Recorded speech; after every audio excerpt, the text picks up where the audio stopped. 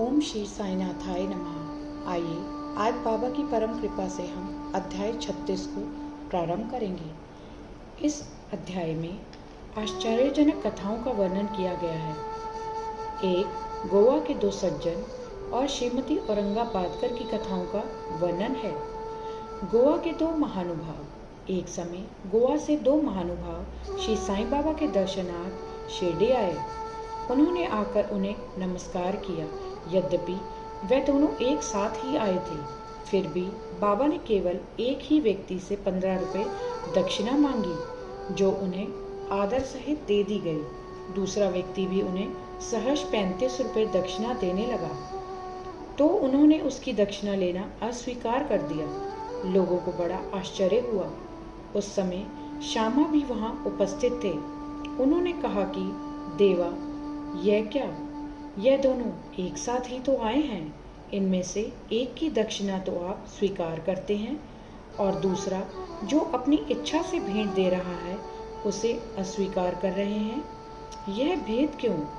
तब बाबा ने उत्तर दिया कि श्यामा, तुम नादान हो। मैं किसी से कभी कुछ नहीं लेता। यहाँ तो मस्जिद माई ही अपना ऋण मांगती है और इसलिए देने वाला अपना ऋण चुकता कर मुक्त हो जाता है। क्या मेरे कोई घर, संपत्ति या बाल बच्चे हैं जिनके लिए मुझे चिंता हो? मुझे तो किसी वस्तु की आवश्यकता नहीं है। मैं तो सदा स्वतंत्र हूँ। ऋण, शत्रुता तथा हत्या, इन सब का प्रायश्चित अवश्य करना पड़ता है और इनसे किसी प्रकार भी छुटकारा संभव नहीं है। अपने जीवन के पूर्वार्ध में यह महाशय निर्धन थे। इन्होंने ईश्वर से प्रतिज्ञा की कि यदि मुझे नौकरी मिल गई तो मैं 1 माह का वेतन तुम्हें अर्पण करूंगा। इन्हें 15 रुपये माहवार की एक नौकरी मिल गई। फिर उत्तरोत्तर उन्नति होते होते 30, 60, 100, 200 और अंत में 700 रुपये तक मासिक वेतन हो गया। परंतु समृद्धि पाकर ये अपना वचन भूल गए और उसे पूरा न कर सके। अब अपने शुभ कर्मों के ही प्रभाव से इन्हें यहाँ तक पहुँचने का सौभाग्य प्राप्त हुआ है। अतः मैंने इनसे केवल 15 रुपये ही दक्षिणा मांगी, जो इनके पहले माह की पगार थी। आइए बाबा के मुख से दूसरी कथा का वर्णन सुने। समुद्र के किनारे घूमते घूमते मैं एक भव्य महल के पास पहुंचा और उसके दालान में विश्राम करने लगा। उस महल के ब्राह्मण स्वामी ने मेरा यथोचित स्वागत कर मुझे बढ़िया स्वादिष्ट भोज्य पदार्थ खाने को दिए। भोजन के उपरांत उसने मुझे अलमारी के समीप एक स्वच्छ स्थान शयन के लिए बतला दिया और मैं वहीं सो गया। जब मैं प्रगाढ़ निद्रा में था तो उस व्यक्ति ने पत्थर खिसकाकर दीवार में सेंध डाली और उसके द्वारा भीतर घुसकर उसने मेरी जेब काटी। निद्रा से उठने पर मैंने देखा कि मेरे 30,000 रुपये चुरा लिए गए हैं। मैं बड़ी विपत्ति में पड़ गया और दुखित होकर रोता हुआ बैठ गया। केवल नोट ही नोट चुरा लिए गए थे। इसलिए मैंने सोचा कि यह कार्य उस ब्राह्मण के अतिरिक्त और किसी का नहीं है। मुझे खाना पीना कुछ भी अच्छा ना लगा और मैं एक पखवाड़े तक दालान में ही बैठे बैठे चोरी का दुख मनाता रहा। इस प्रकार 15 दिन व्यतीत होने पर रास्ते से जाने वाले एक फकीर ने मुझे दुख से बिलखते देखकर मेरे रोने का कारण पूछा। तब मैंने सब हाल उससे कह सुनाया। उसने मुझसे कहा कि यदि तुम मेरे आदेशानुसार आचरण करोगे तो तुम्हारा चुराया धन वापस मिल जाएगा। मैं एक फकीर का पता तुम्हें बताए देता हूँ। तुम उसकी शरण में जाओ और उसकी कृपा से तुम्हें तुम्हारा धन पुनः मिल जाएगा। परंतु जब तक तुम्हें अपना धन वापस नहीं मिलता उस समय तक तुम अपना प्रिय भोजन त्याग दो। मैंने उस फकीर का कहना मान लिया और मेरा चुराया धन मिल गया। तब मैं समुद्र तट पर आया, जहाँ एक जहाज खड़ा था जो यात्रियों से ठसाठस भर चुका था। भाग्यवश वहाँ एक उदार प्रकृति वाले चपरासी की सहायता से मुझे एक स्थान मिल गया।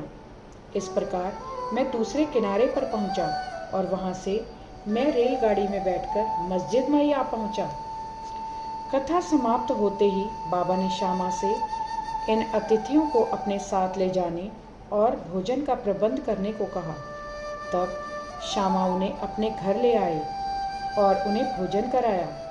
भोजन करते समय श्यामा ने उनसे कहा कि बाबा की कहानी बड़ी ही रहस्यपूर्ण है, क्योंकि ना तो वे कभी समुद्र की ओर गए हैं और ना उनके पास 30,000 रुपये ही थे।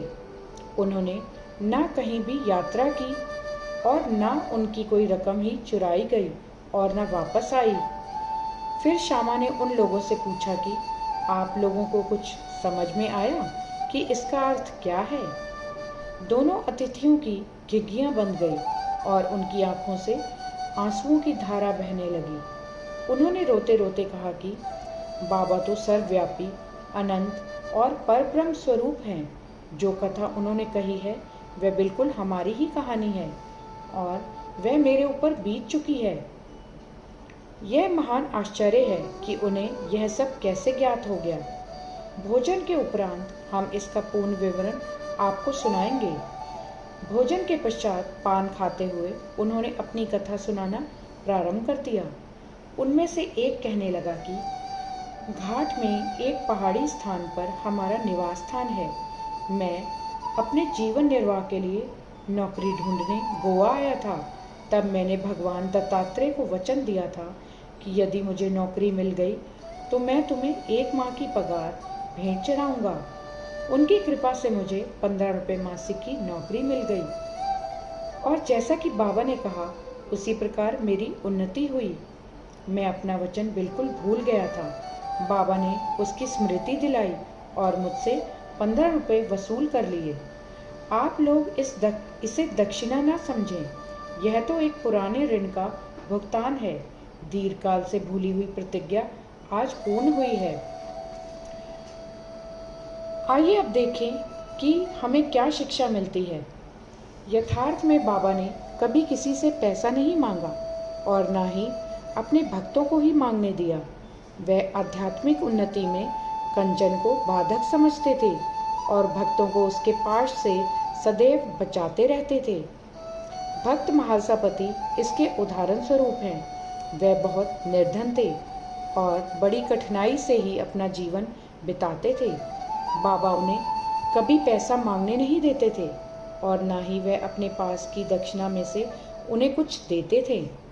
एक बार एक दयालु और सहृदय व्यापारी हंसराज ने बाबा की उपस्थिति में ही एक बड़ी रकम महालसापति को दी, परंतु उन्होंने उसे अस्वीकार कर दिया। अब दूसरा अतिथि अपनी कहानी सुनाने लगा। मेरे पास एक ब्राह्मण रसोइया था जो गत 35 वर्षों से ईमानदारी से मेरे पास काम करता आया था। एक दिन उसका मन पलट गया और उसने मेरे रुपए चोरी कर लिए। मेरी अलमारी दीवार में लगी थी और जिस समय हम लोग गहरी नींद में थे उसने पीछे से पत्थर हटाकर मेरे 30,000 रुपयों के नोट चुरा लिए। मैं नहीं जानता कि बाबा को यह ठीक ठीक धनराशि कैसे ज्ञात हो गई। मैं दिन रात रोता और दुखी रहता था। एक दिन जब मैं इसी प्रकार निराश और उदास होकर बरामदे में बैठा था, उसी समय रास्ते से जाने वाले एक फकीर ने मेरी स्थिति जानकर मुझसे इसका कारण पूछा। मैंने उसे सब हाल कह सुनाया। तब उसने बताया कि कोपरगांव तालुके के शिरडी ग्राम में श्री साईं बाबा नाम के एक औलिया रहते हैं।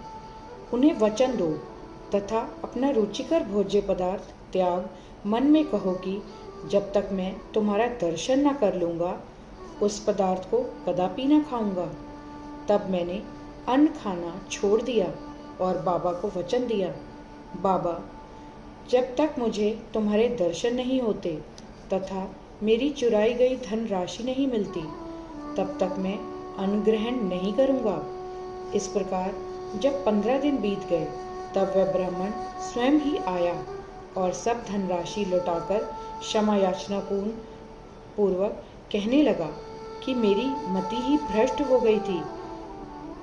जो मुझसे ऐसा अपराध हुआ है मैं आपके पैर पकड़ता हूँ, मुझे क्षमा करें। इस प्रकार सब ठीक ठाक हो गया।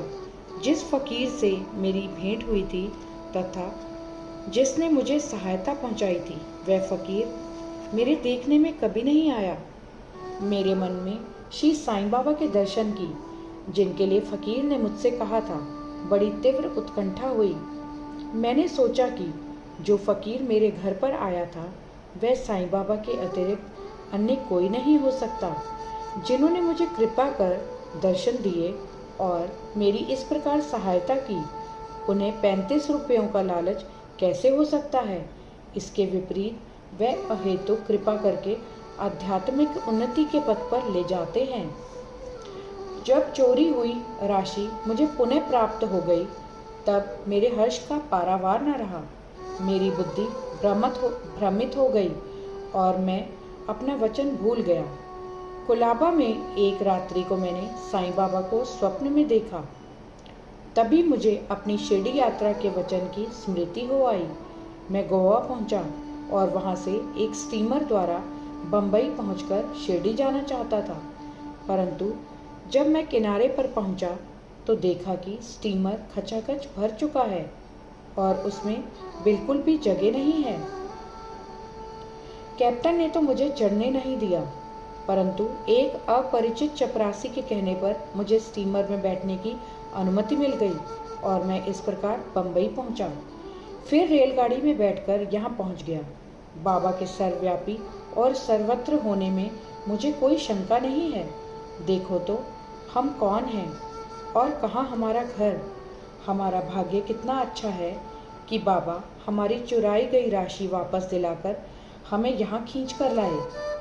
आप शिरडीवासी हम लोगों की अपेक्षा सहस्त्र गुना श्रेष्ठ और भाग्यशाली हैं, जो बाबा के साथ हंसते खेलते मधुर भाषण करते और कई वर्षों से उनके समीप रहते हो। यह आप लोगों के गत जन्मों के शुभ संस्कारों का ही प्रभाव है, जो कि बाबा को यहाँ खींच लाया है। श्री साईं ही हमारे लिए दत्त हैं।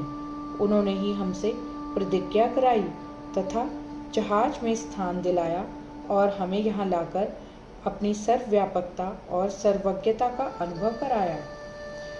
आइए अब श्रीमती औरंगाबादकर की कथा सुने। सोलापुर के सखाराम औरंगाबादकर की पत्नी 27 वर्ष की दीर्घ अवधि के पश्चात भी निस्संतान ही थी। उन्होंने संतान प्राप्ति के निमित्त कई देवी देवताओं की बहुत मन्नतें की, परंतु फिर भी उनकी मनोकामना सिद्ध न हुई।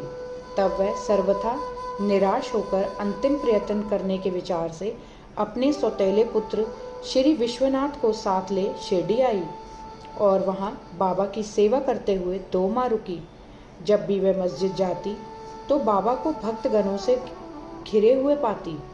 उनकी इच्छा बाबा से एकांत में भेंट कर संतान प्राप्ति के लिए प्रार्थना करने की थी, परंतु कोई योग्य अवसर उनके हाथ न लग रहा। अंत में उन्होंने श्यामा से कहा कि जब बाबा एकांत में हो तो मेरे लिए प्रार्थना कर देना। श्यामा ने कहा कि बाबा का तो खुला दरबार है, फिर भी यदि तुम्हारी ऐसी ही इच्छा है तो मैं अवश्य प्रयत्न करूंगा, परंतु यश देना तो ईश्वर के ही हाथ में है। भोजन के समय तुम आंगन में नारियल और अगरबत्ती लेकर बैठना और जब मैं संकेत करूं तो खड़ी हो जाना। एक दिन भोजन के उपरांत जब श्यामा बाबा के गीले हाथ तौलिए से पहुंच रहे थे, तभी बाबा ने उनके गाल पर चिकोटी काट ली।